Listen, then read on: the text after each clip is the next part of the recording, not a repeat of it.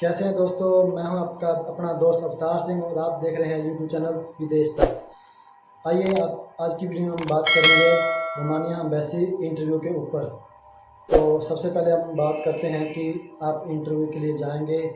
सबसे पहले अपना पॉजिटिव वे में आप अपने जो भी भगवान को मानते हैं, भगवान का नाम लेके अच्छे से घर से जाइए। सबसे पहले बात करेंगे आपके ड्रेसअप के ऊपर।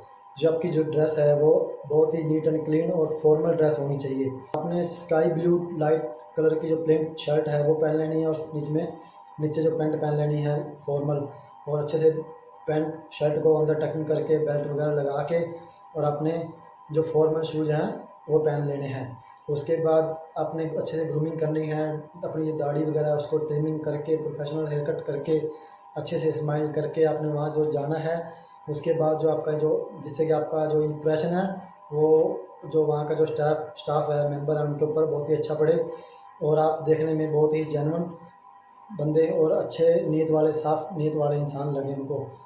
तो अगर आप नीट क्लीन होंगे, अच्छे साफ कपड़े पहनेंगे और फॉर्मल ड्रेस में जाएंगे, अच्छी हल्की स्माइल के साथ जाएंगे, प्रॉपर हेयर कट के साथ जाएंगे, तो आपका जो पहला इंप्रेशन ही लास्ट इंप्रेशन होता है।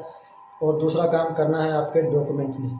डॉक्यूमेंट जो आपके अच्छे पूरे क्लियर होंगे, आपका पासपोर्ट रिन्यू होगा और पीसीसी जो अप टू डेट होगी। पीसीसी आपने जो है अपने अपॉइंट एजेंट से पूछ के ये अब आपको बता देंगे, अपने अपॉइंटमेंट से 10-15 दिन पहले वहाँ दे देनी है, महीना पहले करवा के वो आपने दे देनी है पीसीसी। और सारे बाकी जो डॉक्यूमेंट होते हैं आपका जो इंश्योरेंस होता है, ट्रैवल इंश्योरेंस होता है, आपकी पीसी होती है, कॉन्ट्रैक्ट लेटर होता है, वर्क परमिट होता है, पासपोर्ट, ये सारा कुछ वो आपको जो आपका एजेंट है या आपकी जो एजेंसी है वो आपको आपकी फ़ाइल जो है पूरी बना के देंगे प्रॉपर। तो जो आपके एजेंट है वो आपको पूरी जो फ़ाइल है वो आपको बना के देंगे।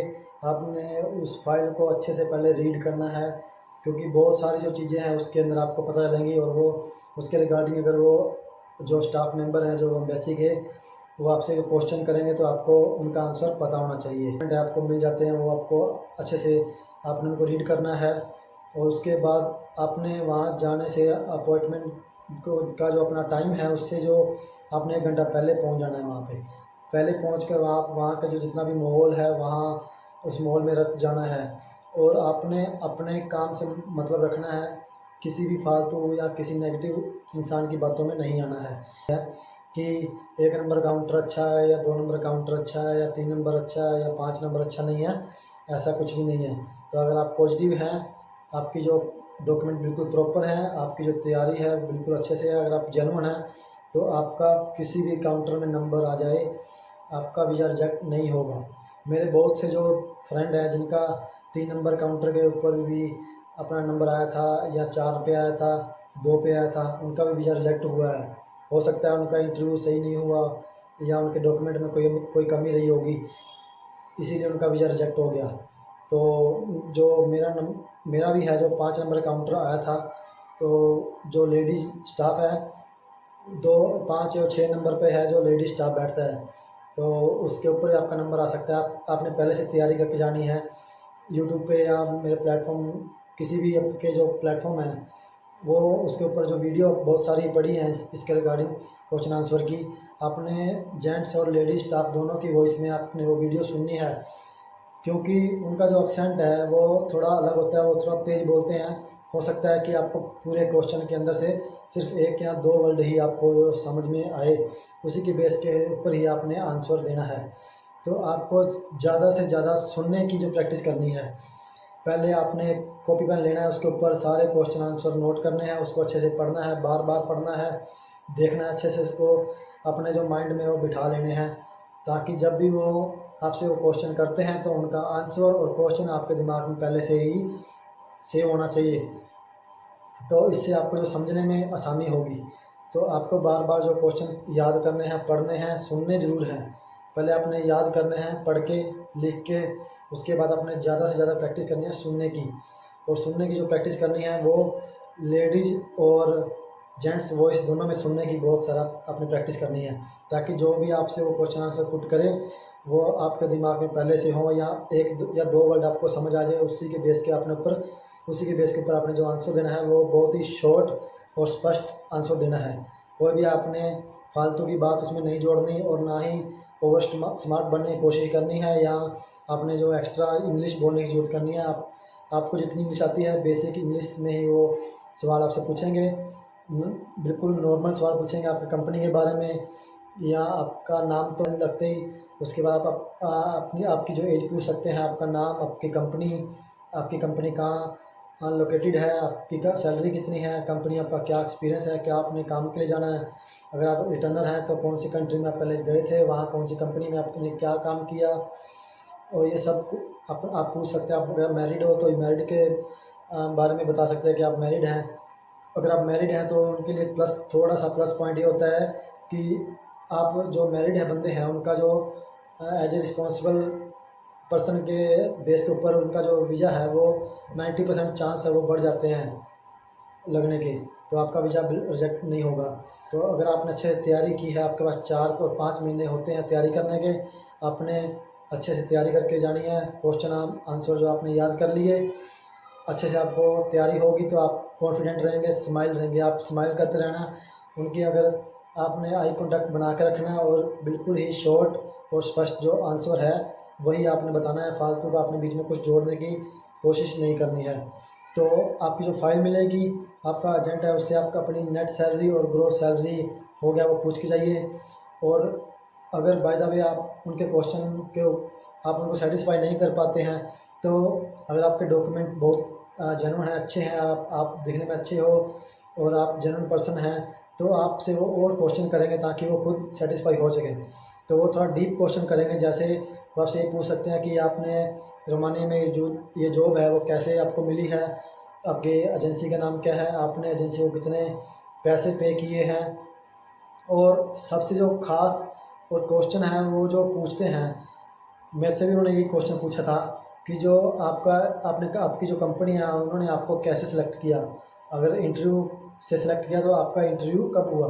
तो ये जो इंटरव्यू का जो टाइम है वो आपने पहले से कैलकुलेट करके रखना है कि अपॉइंटमेंट से कितने कितने महीने पहले आपका जो इंटरव्यू हुआ, 10 महीने, 11 महीने, साल या 9 महीने, जितना भी है वो आपको पता होना चाहिए।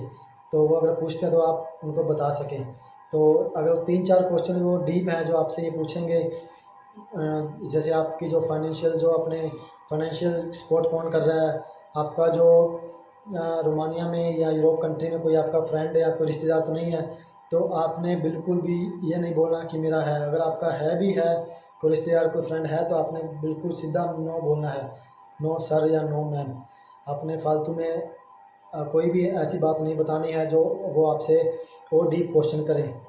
तो आपके जो लाइफ के बारे में कुछ है, ये जो नॉर्मल सवाल है, आपकी फैमिली में मेंबर कौन कौन है, आप मैरिड हो, आपके बच्चे कितने हैं, बच्चे की उम्र कितनी है, ये जरूर पूछेंगे वो कि आपका अगर बच्चा है कितने बच्चे हैं, उनकी जो उम्र कितनी है ये पूछेंगे। और आपकी मैरिड को कितने साल हो गए हैं ये पूछेंगे।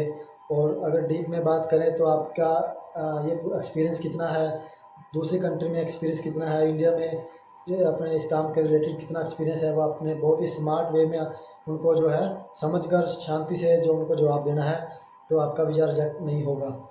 तो वो पूछ सकते हैं कि आपकी सैलरी कितनी है, हाँ आप वहाँ कहाँ स्टे करेंगे, तो क्या आपकी कंपनी है वो किस काम से रिलेटेड है, वो क्या काम करती है, वो ये पूछेंगे।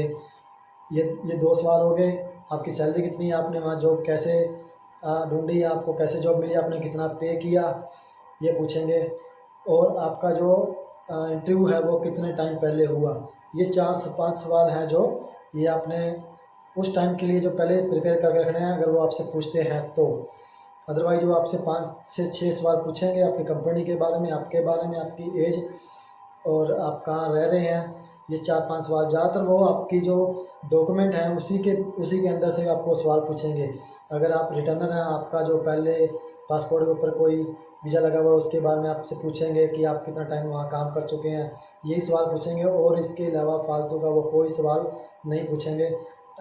5 से 7 मिनट का उनका टाइम होता है, वो इतना ही टाइम आपसे वो सवाल करेंगे। आपके डॉक्यूमेंट देखते ही वो आपको समझ जाएंगे कि आप जेन्युइन हो, और बस उनको थोड़ी सी सेटिस्फेक्शन होगी कि हाँ जो बंदा जा रहा है वो सही बंदा जा रहा है, और ये वहाँ से जो फ्रॉडबाजी नहीं करेगा, वहाँ से भागेगा नहीं, और जेन्युइन बंदा जा रहा है हमारी कंट्री के लिए जो है वो सही है। तो बस इसी के लिए वो आपका इंटरव्यू लेते हैं। आपकी नीयत जानने के लिए और आपको आपके बारे में जानने के लिए, आपका करैक्टर जानने के लिए वो आपसे क्वेश्चन आंसर पूछते हैं और आप बिल्कुल शॉर्ट और सही बिल्कुल जवाब देना है, आपने घबराना नहीं है। और वहाँ जाके आपने बिल्कुल ही डिसिप्लिन में रहना है।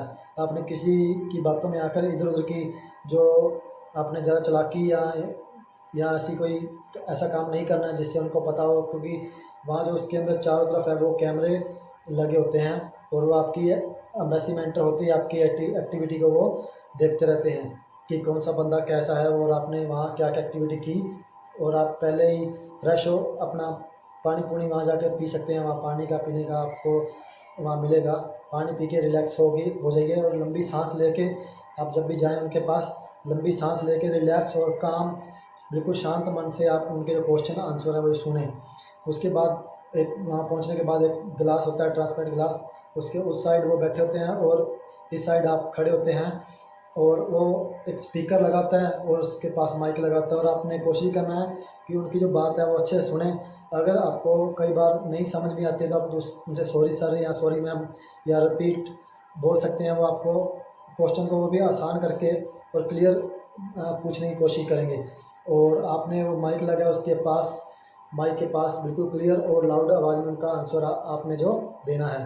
तो इस तरीके से अगर आप अपनी तैयारी करके जाएंगे, उनको इंटरव्यू इस तरीके से देंगे, आपके ड्रेस अच्छी होगी, डॉक्यूमेंट बिल्कुल प्रॉपर होंगे, तो आप बिल्कुल निश्चिंत रहिए कि आपका वीज़ा लगेगा ही लगेगा। तो बस आज की वीडियो में इतना ही।